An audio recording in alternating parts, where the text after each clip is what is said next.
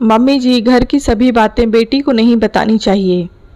फिर मोबाइल लेकर बैठ गई। क्या क्या शिकायतें कर डाली मेरी और ननंद की, और क्या क्या भेद बता दिया। मीना जी गुस्से से घूर रही थीं।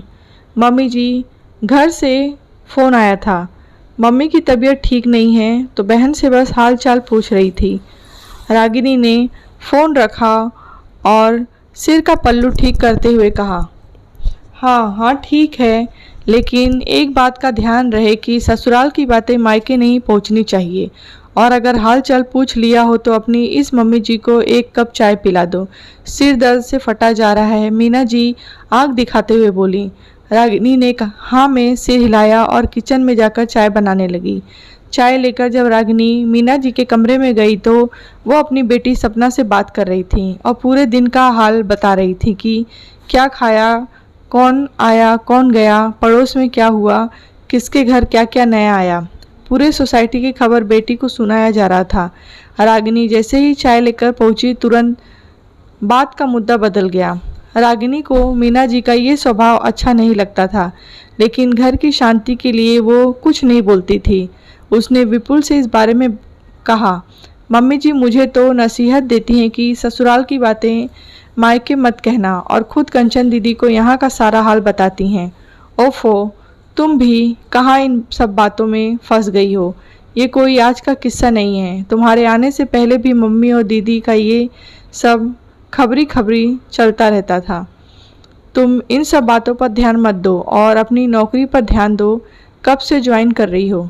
शादी के 2 महीने हो गए हैं, छुट्टी खत्म हो रही है अब। विपुल ने उसे अपनी तरफ प्यार से खींचते हुए कहा तो रागिनी को होश आया। 2 महीने आपके प्यार के सानिध्य में कैसे बीत गए पता नहीं चला। मैं मेल चेक करके ऑफिस में कंफर्म कर दूंगी। रागिनी विपुल के गले लग गई। दूसरे दिन रागिनी ने मीना जी को बताया कि अगले हफ्ते से वो ऑफिस ज्वाइन कर रही है। ऑफिस क्यों? तुम ऑफिस क्यों जाओगी? मीना जी ने सवाल किया।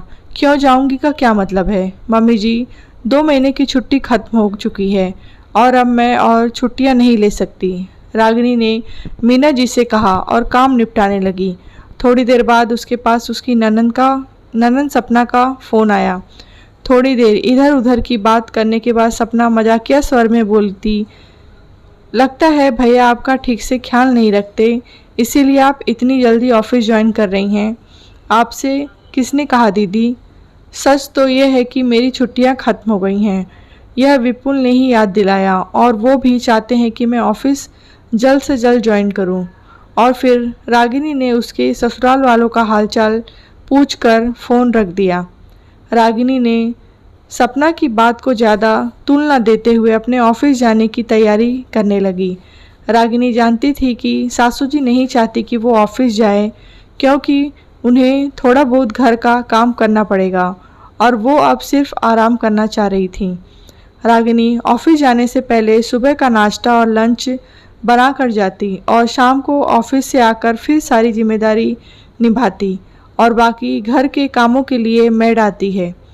मीना जी उसे ज़्यादा कुछ नहीं कहती, लेकिन सपना से बहुत कुछ कहती।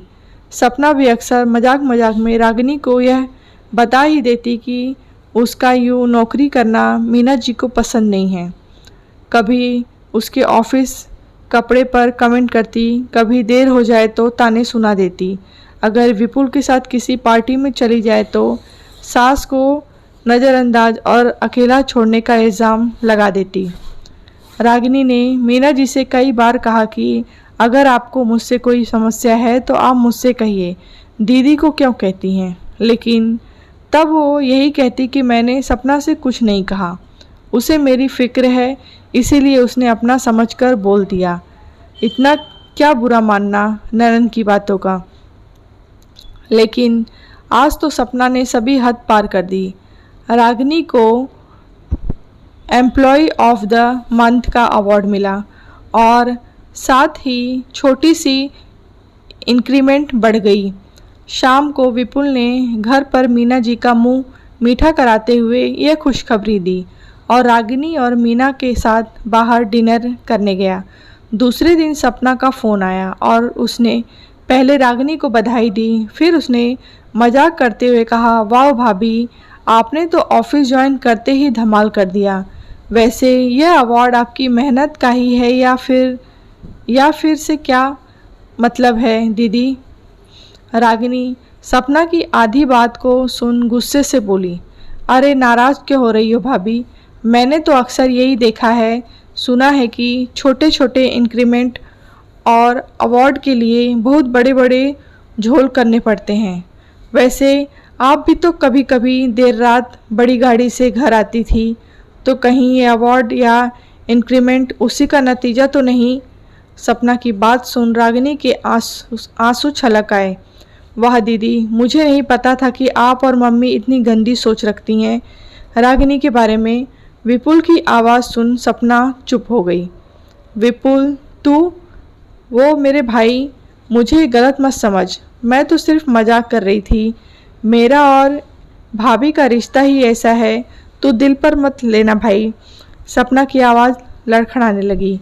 गलत नहीं, बहुत सही समझ रहा। मैंने या रागिनी ने अभी आपको यह खबर दी ही नहीं, फिर आपको कैसे पता? रागिनी ऑफिस से जब देर से आती है तो बड़ी गाड़ी आती है उसे छोड़ने। विपुल के इस सवाल का सपना के पास कोई जवाब नहीं था। मम्मी जी मुझे तो नसीहत देती रहती हैं कि ससुराल की बातें मायके नहीं बतानी चाहिए, लेकिन खुद के लिए कोई नसीहत नहीं रखी कि घर की बातें बेटी को भी नहीं बतानी चाहिए। मीना जी के हाथों से मोबाइल देख रागिनी ने गुस्से से बोला, जो शायद सपना को ही फ़ोन लगाने की कोशिश कर रही थी। ऐसा क्या बता दिया जो भड़क रही? अब क्या चाहती हो कि मैं अपनी बेटी से अपने दिल की बातें भी ना करूं? मीना जी मुंह बनाते हुए बोली, तो दिल की बातें करिए, आप मेरे बारे में क्या उल्टा फुल्टा बोलती हैं? रागिनी अभी भी गुस्से में थी।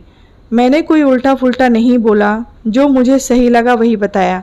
मीना जी ने मुंह फेरते हुए कहा, मम्मी जी आप रागिनी के बारे में इतना गंदा सोचती हैं, इसका मुझे अंदाज़ा नहीं था। आपने सीधे उसके चरित्र पर ही उंगली उठा दी। अपनी ही बहू के बारे में कोई इतना घटिया बात कैसे कर सकता है? विपुल की बात सुन मीना जी स्तब्ध रह गई। बेटा तुम?